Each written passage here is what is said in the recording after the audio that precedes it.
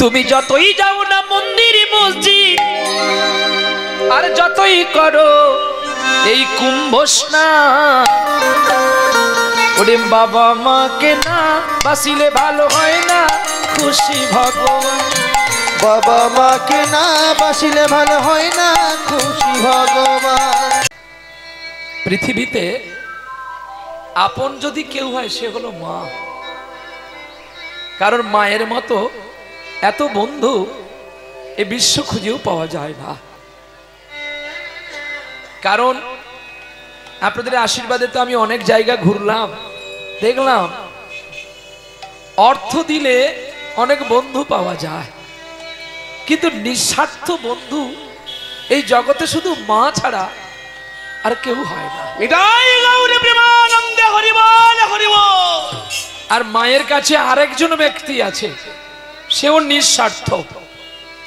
বৃদ্ধকালে ছেলে বৌমা খেতে দিল না, তবু ভগবানের কাছে কামনা করে আমার খোকা যেন ভালো। সেটি হলো পিতা। এই বাবা মায়ের মতো বন্ধু বিশ্বে খুঁজলেও পাওয়া যায় না। তাই সর্বপ্রথমে মা গো, হরিনাম বড় অতুলনীয় সাগর, যে সাগরের জলকে তবু অনুক্ষরণ করে মেপে দেখা গেছে যে সাগরে কতখানি ডিপ আছে। কিন্তু আমার মা বাবার হৃদয়কে তো মাপা যায় না, আর মাপা যায় না মা বাবার পবিত্র চরণকে, যে চরণকে মাপতে গিয়ে হেরে গিয়েছিলেন বৃন্দাবনের কৃষ্ণ দ্বারকা সভাপুরীতে। যখন দ্বার ছেড়ে দিয়ে বলল, পরে দাঁড়িরা সব প্রহার করে, ওরে কানাই, কানাই রে, তোকে সামান্য নবনীর জন্য আমি বেঁধেছিলাম বলে তুই দাড়ি দিয়ে আমাকে মারলি খোকা। ছুটে এলেন গোপাল, কৃষ্ণচন্দ্র ছুটে এসে মাকে জড়িয়ে বলছে, মা আমি তোমায় মারিনি গো, তোমার পূর্বে একটু পাপ ছিল তাই আমি খনন করে পরিষ্কার করে দিলাম। ও মা, আমি কতদিন তোমাকে দেখিনি গো, আমি তোমার কোলে বসে একটু নবনী খাবো। দাড়ি প্রহরী বলছে, মহারাজ এই একটা ভিখারি।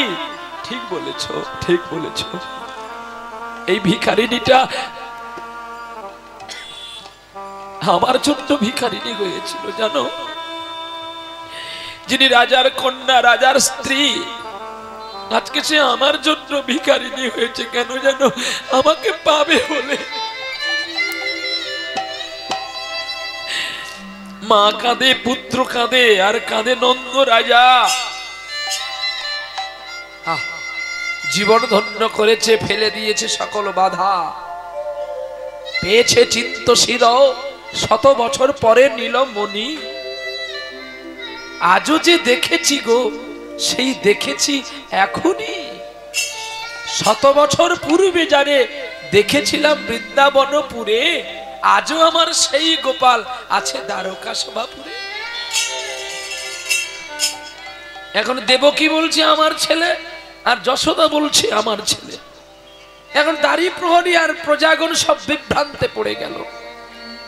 মা, আমি তোমায় কতখানি ভালোবাসি তোমাকে এখনই প্রমাণ দিয়ে যাব। তাই সেই বলে দিল, যে আমাকে শতবসন ভেদ করে দুগ্ধ দিতে পারবে সেই হবে আমার মা। দেবকী তো গেল, দিতে পারলো না। কেন না, দেবে বা আর কি, ফেলেছে। দেওয়ার মতো তো আর এই দাপর যুগে কিছু নাই, সব দিয়ে শেষ করে দিয়েছে। কিছু রাখতে হয় ভবিষ্যতের জন্য, কিন্তু দেবকী তো রাখেনি, সব দিয়ে ফেলেছে। তাই দেবে বা আর কি। তাই আমরাও এই কলিকালে জন্ম নিয়েছি, আমরাও ভগবানকে আর দেব কি? শুধু কফটা চোখের জল।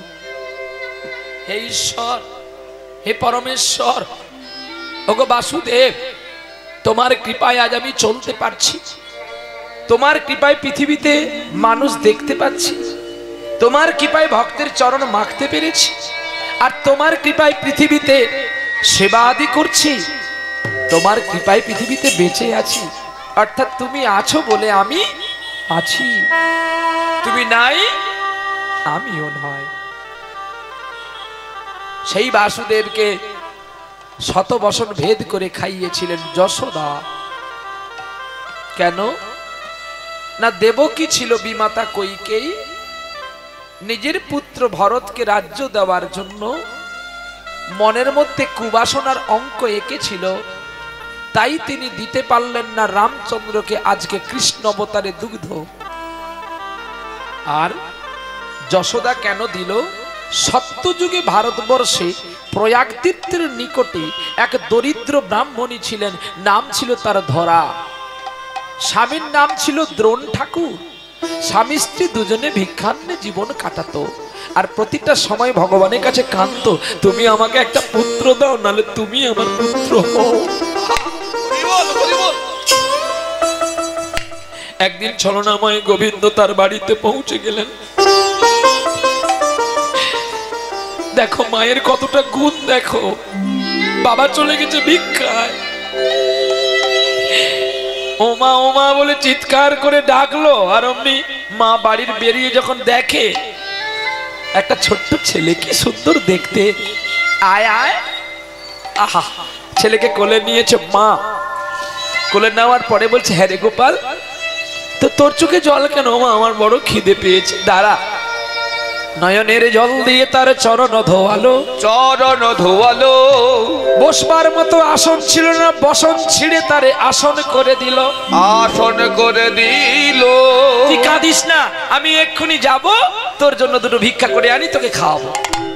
গোবিন্দ বলে, ও ভিক্ষা করবেন, আমি খাবো? আচ্ছা ও যাক দেখি।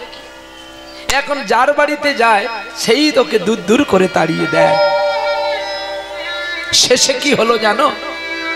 গোবিন্দ তো বলে দিয়েছে কারোর বাড়িতে পাবেন, আমি দেখি ও পরীক্ষা করব, ও আমার পরীক্ষায় কতটা জয় লাভ করতে পারে। হঠাৎ দেখতে পেলে একটা পথের ধারে একটা মুদিখানা দোকান, দোকানদারের নাম ছিল হরিমুদি। আর সেই হরিমুদি কাছে গিয়ে বলছে, দাও না গো, আমার একটু চাল ডাল দাও না, আমার স্বামী ভিক্ষায় গেছে, ভিক্ষা থেকে আসলে আমি তোমার সব পরিশোধ করে দেবো। আমার বাড়িতে একটা অতিথি ছোট্ট বালক এসেছে, তার বড় খিদে পেয়েছে, তুমি একটু দাও। ধরা, কতদিন লোভ করেছি তোমাকে পাওয়ার জন্য, তোমাকে তো আমি পাবো না, একই সর্বনাশে কথা। হ্যাঁ ধরা, তবে আমি তোমাকে চাল ডাল দিতে পারি, তবে আমার একটা সত্য যদি তুমি মেনে নাও। সত্য? কি সত্য? তুমি যদি তোমার দেহ থেকে এক খণ্ড মাংসপিণ্ড আমাকে দিতে পারো, আমি তোমার কথায় রাজি হয়ে যাব।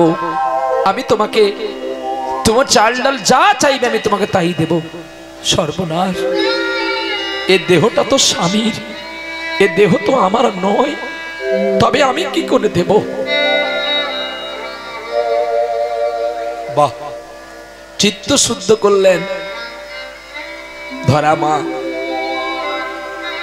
মা জানকী যদি স্বামীর মঙ্গলের জন্য, দেখো মা জানকী যদি স্বামীর মঙ্গলের জন্য গণ্ডির বাইরে গিয়ে ফল দিতে পারে, হরিশ্চন্দ্র রাজা তার স্ত্রী শৈবা, সে যদি দক্ষিণার বিনিময়ে লোকের বাড়িতে বন্ধক থাকতে পারে,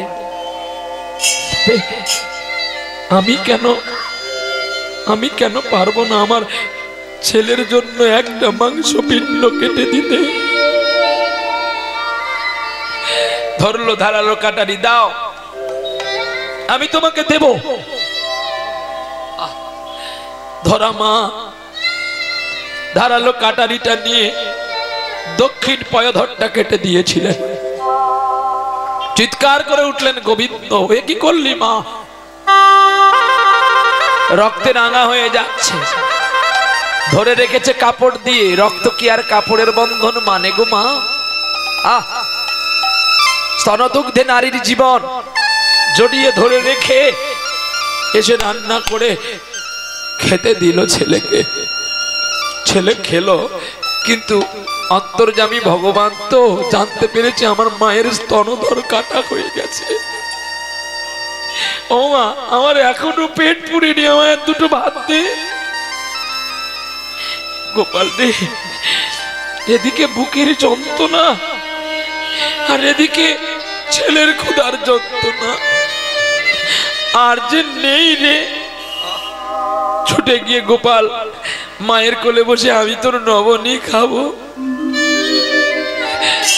সাধারণত মায়েরাও প্রথমে দুগ্ধ দিলে উত্তর পয়ধরটাই দেয়, আর যেই গোপাল জোর করে খুলে স্তনদুগ্ধে মুখ দিয়ে দিল, আর যেই স্তনদুগ্ধে মুখ দিয়ে দিয়েছে অমনি এই যন্ত্রণাটা যেন আস্তে আস্তে নিবারণ হয়ে যাচ্ছে। আর ছেলেদের স্বভাব দেখবেন, একটা খায় আর একটা হাত দিয়ে নাড়া দেয়। ওই নাড়া দিতে গিয়ে দেখতে পেল রক্ত। এ কি মা, তুই আমার খাওয়ার কোথায় রেখেছিস মা? কেঁদে উঠলো ধরা। খোকারে, আমি আমার জন্য করিনি, আমি নিরুপায় হয়ে আমি তোর জন্য এই স্তনকে বন্ধক রেখেছি রে।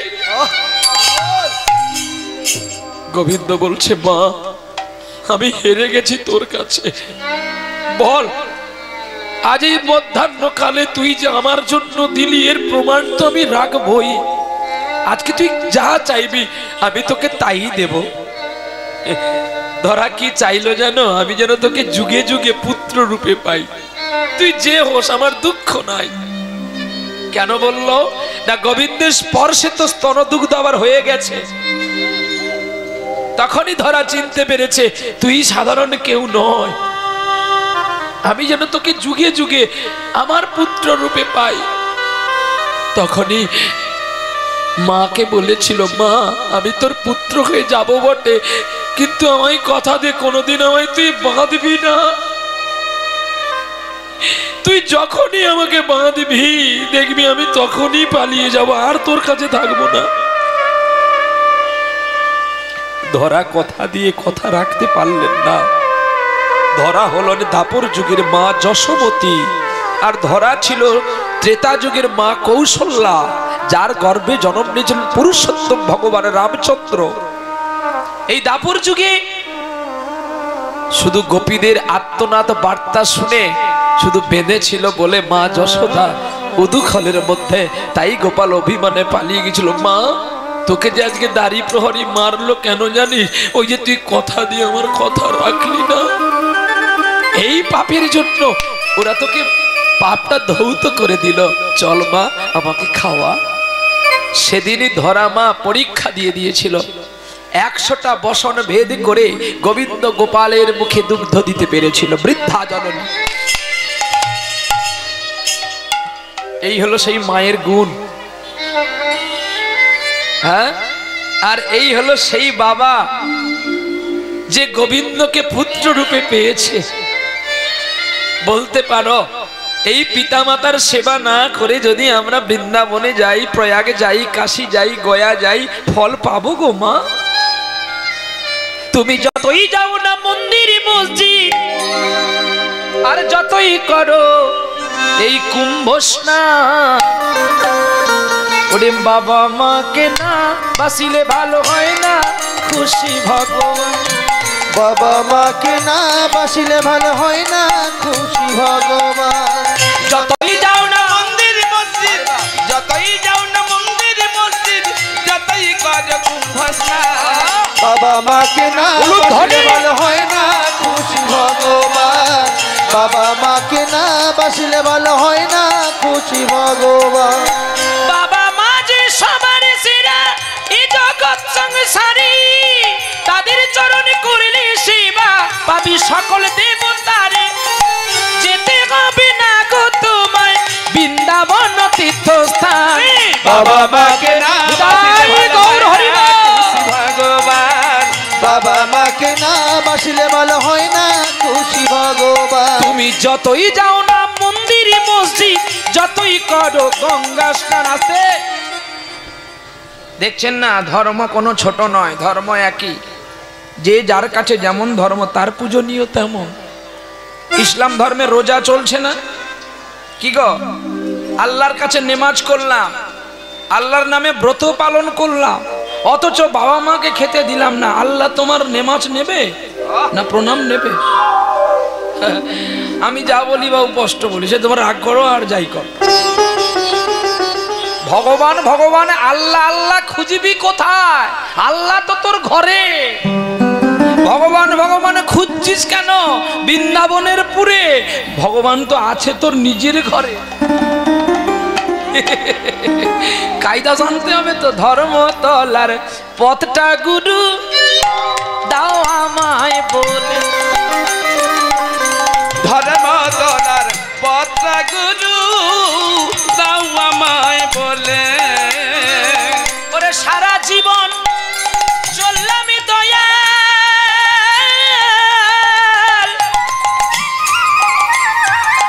ওই উল্টো ডাঙার পথে ধরে। ধর্মতলার পথি গুরু দাও আমায় বলে। ধর্মতলায় পথটা গুরু দাও আমায় বলে। নীতি নীতি যাই গই আমি মানিক তলা দিয়ে। ওরে পথের মাঝে আছে মানি, একবার চোখে দেখলাম না রে। নীতি নীতি মানিক তলা দিয়ে যাই। আমরা প্রতিদিন কাজ করতে মগরাহাটে ট্রেনে উঠি, আর সকাল বেলায় টিফিন কৌটোয় খাবার নিয়ে যাই। অথচ বৃদ্ধ বাবা মা যে দুয়ারের কাছে বসে আছে তাকে একবার প্রণাম করলি না। হরি বল হরি বল। তাহলে তোদের কেন অ্যাক্সিডেন্টে মৃত্যু হবে না? তোরা সারা জীবন শুধু উল্টো ডাঙায় চললি, আর বিয়ে করার পরে বউর কথায় নাচলি। বউ হলো তোর পুতুলের মাস্টার, আর তুই হলি কাঠের পুতুল। বাজি করে যেমন নাচাই তেমনি নাচি, বুঝতে পারলি না? যেদিন তোর সুতো কেটে যাবে তোকে আর কেউ কোলে নেবে না। বাজি কর রয় রে ভাই আড়ালে বসিয়া, আর পুতুল নাচে নেচে নেচে আপন করিয়া। কতদিন রইবি ভাই সুতোর টানেতে? সুতো একদিন পচে যাবি নর্দমাতে। সুতো তো পচবে, সুতো বদলে যাবি কোথায়? হ্যাঁ, এই সুতো হলো পরমায়ু, বেশি তোর নাই। তোর পরমায়ুর সুতো কাটছে দুটো ইঁদুর, তোর কি ভেবে দেখলি নাই? ভেবে দেখলি না। একটি সাদা ইঁদুর আর একটি কালো ইঁদুর দুজনে কাটে রে। তবু তুই ডাঁড় দেখিয়ে বাইক চালাই আমার মতো, আর এ জগতে কেউ নাই রে। এ জগতে কেউ নাই রে। দেখবেন তারাই বড় বড় কথা বলে ভাই, তাদের লেকচার বড় বড়। কারণ রঞ্জিত মল্লিকের চেয়ে বড় হয়েছে জগতে, তাই ধরো। যারা বাবা মাকে খেতে দেয় না, সমাজের নোংরা কাজ করে, আর তাদের গলায় ফুলের মালা করতালি দেয় বারে বারে। যাই বারে বারে। হ্যাঁ, বাবা মাকে প্রণাম করলে চুলের কুচকি ভেঙে যায়। আর শ্বশুর তো, আরে শ্বশুর শাশুড়ি এনে দেখো পড়ে থাকে তাদের পায়ে। সারাক্ষণ শুধু প্রণাম করে কেন জানো? যদি রাতের বেলায় বউ আমার গলায় পা তুলে দেয়, রাধে রাধে। আমার অল্পেলাটা চুকে যাবে। আর যদি আমি বউর বাবাকে ঘন ঘন প্রণাম করি, বউ আমি ভালোবাসবে যত্ন করে। আরে এ ভালোবাসার কি বা দাম? ঘুষ দিয়ে ভালোবাসতে নাই। তোমায় যদি কেউ ভালোবাসে তবে বিবেকানন্দ হতে হবে ভাই। বহু মুখে সম্মুখে কোথা ছাড়ি কোথা খুঁজো ঈশ্বর। জীবে প্রেম করে যেই জনে সেই জন সেবিছে ঈশ্বর। টাকা দিয়ে সোনা দিয়ে ভালোবাসার দরকার নাই নাকি? টাকা যতক্ষণ ভালোবাসা ততক্ষণ। টাকা নাই ওগো দয়াময়, বিপদে পড়লে দেখো বন্ধু চেনা যায়। ওগো দয়াময়, বিপদে পড়লে তবে বন্ধু চেনা যায়। সুখের সময় সবাই কাছে, সুখের সময় সবাই কাছে, দুঃখের সময় কেউ না রয়। ওগো দয়াময়, বিপদে পড়লে তবে বন্ধু চেনা যায়। ওগো দয়াময়, বিপদে পড়লে তবে বুঝতে পারলেন এই গানটার মানে? বলে না বাবা, ভালো করে বুঝতে পারেন, একটু বুঝিয়ে দিলে ভালো হয়। যখন তোমার পকেটে টাকা থাকবে, এই মগরাহাটে কত বন্ধু তোমার, কেন? তোমার পয়সা খাবে যে। আর যখন বর্ষাকাল আসবে, তোমার পকেটে যখন পয়সা নাই, দেখে বলে কি বন্ধু ভালো আছি, বলে আমি এখন ব্যস্ত আছি। সে জানে বল ডাকছে মানে আমার পয়সায় খাবে। কি তাহলে বিপদে পড়লে বন্ধু চেনা যায়। দুদিন যদি আপনার জ্বর হয়ে যায়, আপনার স্ত্রী বলবে কি এমন জ্বর হয়েছে বলো তো, সকলে ঘরে কাজে যাচ্ছে, তুমি কি ট্রেনে উঠে কাজে যেতে পারো না? কি গো, এ দুনিয়া সবই শুধু স্বার্থ, স্বার্থ ব্যতীত নিঃস্বার্থ দেবদেবী ওই দুজনে আছে, একজন মা আর একজন বাবা। তাহলে কোন জায়গায় ছাড়লাম? হ্যাঁ, কোন জায়গায় ছাড়লাম গো? তাহলে আমরা বাবা মাকে ভজন করলেই তো গোবিন্দ পাবো, তা নাহলে আমাদের বৃথা। ধর্মতলার পথে যাচ্ছি বটে, কিন্তু ধর্মতলায় চললাম না, উল্টো ডাঙা দিয়ে চললাম। আমি তা বলে বলবো না যে স্ত্রীর জন্য বাবা মাকে খেতে দিচ্ছ না বলে তাহলে স্ত্রীকে বাড়ি থেকে তাড়িয়ে দাও, এটাও বলবো না। অভিনয় দুটো করবেন, অভিনয় দুটো হবে। একটা স্ত্রীর কাছে স্ত্রীর মতো অভিনয়, আর একটি বাবা মার কাছে বাবা মার মতো অভিনয়। বাবা মা যখন রেগে যাবে, তার গলাটি জড়িয়ে ধরে কাঁদবে, বলবে বাবা তুমি তো মালিক, ওরা তো চাকর। তুমি জানো না বাঁশের চেয়ে কঞ্চের অনেক দৌড় হয়, কিন্তু বাঁশ যদি না থাকে কঞ্চে কার গায়ে থাকে? বাবা তখন ভাববে ছেলেটা তো আমার আছে, বৌমা যা বলে বলুক গিয়ে। আবার স্ত্রীর কাছে গিয়ে বলতে হবে, সনকা আমি তোমাকে ভালোবাসি ঠিকই, তবে তোমার কিছু কিছু আচরণ আমাকে বড় কষ্ট দেয়। তুমি করছো ঠিকই, কিন্তু একটা কথা তোমাকে বলবো, বাবা মার কতদিন, তুমি তো রানী হবে, হয়ে তো গেছো, তা যতদিন বাবা মা আছে তুমি একটু চাকর সেজে থাকো না, পরে তো তুমি রাজরানী হবে। আমি তো যার টাকা রোজগার করি তোমার হাতে তুলে দিই, তাহলে তোমার অহংকারটা না করাটাই ভালো। একটু বিনয় করে বাবা মাকে দেখলে কত সুন্দর হয়। আচ্ছা বলো তো, আমি তুমি যাকে যাকে দিতে বলো আমি দিই, তাহলে সকলকে দেওয়ার পরে যদি আমি আমার বাবা মাকে একটু দিই, তুমি কেন দুঃখ পাও? বলতে পারো? বিচার সকলের করতে যাবে বিচার আসনে, কখনো বাবা মার বিচার তুমি করবে না। হরি বল, হরি বল। কারণ বাবা মার মূত্রনালী থেকে তোমার জন্ম, তোমার মূত্রনালী থেকে পিতামাতার জন্ম নয়।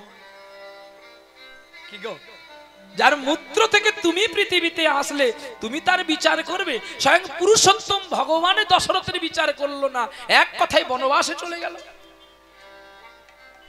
তাহলে আমরা কেন বাবা মার বিচার করি, আর কেন বাবা মাকে খেতে দেব না? এই জন্য বলি, কীর্তন যদি শুনবি আগে বাবা মাকে খেতে দে, তারপরে আমাদের মতো কীর্তনে এনে কীর্তন শুনবি, নালে তোদের টাকা নষ্ট হবে, বৃথা আমাদের আনা হবে। পিতামাতা আর পিতামাতার মতো ভগবান কোথাও নেই। কুম্ভ স্নান করলে যদি পাপ চলে যেত, তাহলে গঙ্গার পুত্রও তো ভীষ্ম ছিল, তাহলে সার পাপ কেন গেল না? তাকে সরসজ্জা নিতে হবে। হরি বল, হরি বল, নিতাই গৌর প্রেমানন্দ, হরি বল। গঙ্গা চান করলে যদি পাপ চলে যেত, তাহলে গঙ্গার জন্ম তো ভগবানের চরণ থেকে, তাহলে বেদের হাতে কেন ভগবানের মৃত্যু হয়েছিল? এটা জানবে। পাপ কখনো নিজের বাবাকেও ক্ষমা দৃষ্টি করেন না, তবে হ্যাঁ মনের শান্তি মেলে, বোধহয় আমি গঙ্গা স্নান করে কিছু ফল পেলাম। ওই গঙ্গায় কিছু নাই, এই গঙ্গায় আসল আছে। যার চরণ ধরে কাঁদলে সব তীর্থ তোমার কাছে আছে। প্রমাণ, মেদিনীপুরের একটা ছেলে যার নাম ঈশ্বরচন্দ্র বিদ্যাসাগর, সে কেন দেবদেবী মানত না? সে মানত তার পিতামাতাকে। মায়ের অসুখ করেছে দেখে দামোদর নদীতে ঝাঁপ দিয়ে মাকে দেখতে এসেছিল। হ্যাঁ, যিনি ঘৃণা করলেন না, মানুষকে ভালোবেসে গেলেন, বিনিময়ে অনেক আঘাত পেলেন বটে, কিন্তু এখনো তার আদর্শ মানুষে মানে। কি বলুন, মানে না? এই এমন আদর্শমান হতে হবে। দরকার নেই আমার ব্যাংকে টাকা, দরকার নেই আমার 5খানা গাড়ি, দরকার নেই আমার 20খানা বাড়ি, দরকার নেই আমার 20 বিঘে সম্পত্তি। আমার দুটো দিন আনলে দিন খেলেই তো চলে যায়। কে বলেছিল? রামকৃষ্ণ বলেছিল সারদাকে, জবা ফুল দিয়ে বলেছিল, চাই না মাগো রাজা হতে, আমার রাজা হওয়ার স্বাদ নাই মামোর, পাই যেন মাগো দুবেলা খেতে। চাই না মাগো রাজা হতে, রাজা খাবার স্বাদ নাই মাগো,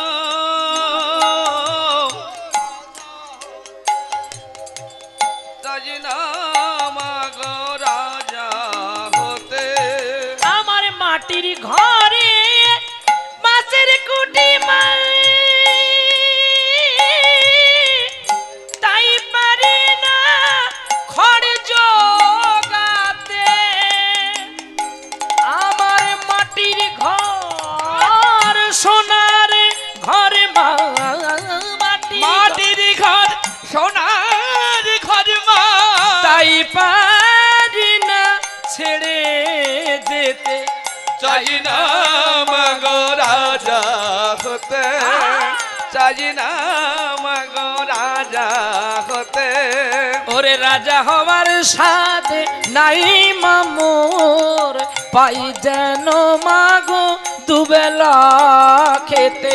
চাই না মাগো রাজা হতে, চাই না মাগো রাজা হতে। রাজা হওয়ার কোনোই দরকার নাই, ভিখারি হয়ে থাকো, সদ্গুরুর মতো নিষ্ঠা হয়ে পিতামাতার সেবা করে রাখো। বিশ্বে কোনো দুঃখ যন্ত্রণা জ্বালা তোমার আসবে না, আর প্রেমানন্দের নামে তোমরা কবু বদনে ভুলো না। নিতাই গৌর।